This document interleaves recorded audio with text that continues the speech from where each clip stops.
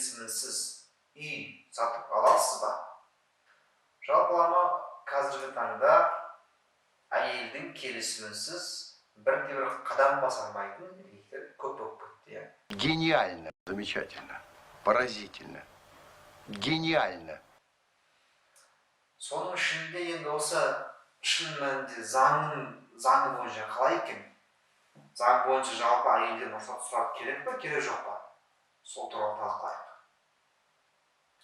Қазақстан Республикасының неке және отбасы туралы кодексіне сәйкес 36 бабы бар. Егер сіз үйді сатсаңыз,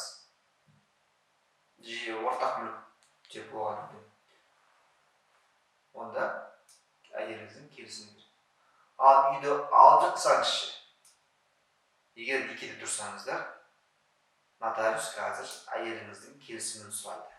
Себебі ол мүлікті алуға сіз ортақ бюджеттен қаражат жұмсауға деп есептелінеді, және үй алған кезде де екінші жұбайының келісімін сұрайды.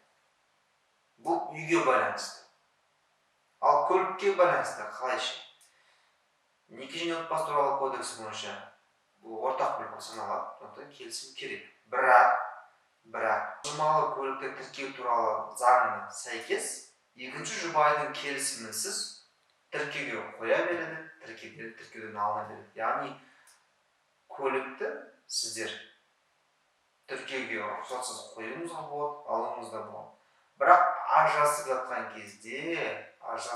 кезде екінші жұбайы талап қоятын болса, менің келісімсіз жаңағындай көлікті, жылжитын мүлікті басқа біреудің ада тіркеп қойды деп талап қоятын болса, осы тіркеуді заңсыз деп танып, жаңағы қайтадан бұрынғы орнына қайтып келтіріп, және сол көліктің жарты сомасын талап етуге құқығы бар. Яғни бөліске түсіруге әбден болады деген сөз.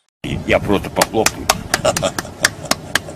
Сондықтан мына барлығымыз қалжыңдап айтамыз ғой, жаңағыдай үйде есігін кім шешеді деп. Ал заңына келетін болса, үйдің иесіне емес, екі жұбайдың келісімі керек екен. Яғни еркектің келісімі керек, одан кейін әйелдің келісімі керек. Екеуінің келісімінсіз үй сатылмайды, сатып алынбайды, көлікке де осы заң жүреді.